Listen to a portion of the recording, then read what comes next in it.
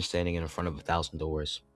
Behind each door is a different life, a different career, a different relationship, a different version of yourself.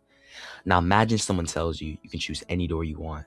At first, it sounds like a freedom, but after a while, it starts to feel like something else. Because the more choices we have, the harder it becomes to choose, and the harder it becomes to live with the choices we make. For most of human history, people had very few choices. You were born into a certain place, a certain family, a certain way of life. Your future was often decided before you even arrived. Today, things are different.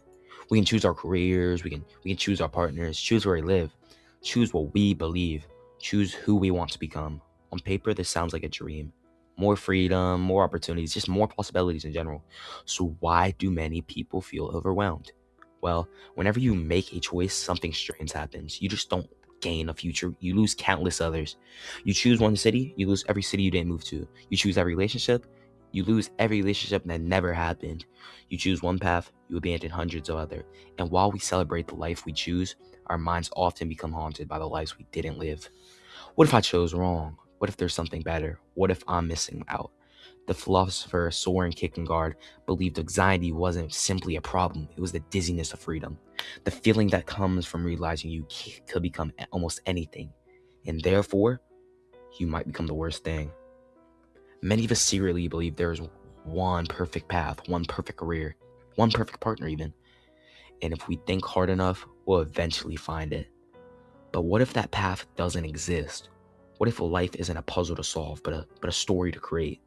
Because no matter what you choose, something will be sacrificed. Every meaningful decision closes doors. And perhaps wisdom isn't finding a path with no regrets. Perhaps wisdom is just accepting that every path contains them. The internet has given us a strange window into other lives. Every day we're shown people who seem happier, more successful, more attractive, just more fulfilled in general. And without realizing it, we begin comparing our reality to endless possibilities. We stop living our own lives and start imagining everyone else's. The result is a constant feeling that something better is waiting just around the corner, but there's a hidden cost to always looking for a better option. You never fully commit to one you already have. At some point, every person faces the same challenges, not choosing between good and bad, but choosing between many good possibilities. And there's no formula, no certainty, no guarantee, only a decision. This isn't the burden of a future, but it's also its beauty. Because a meaningful life is not discovered, it's built.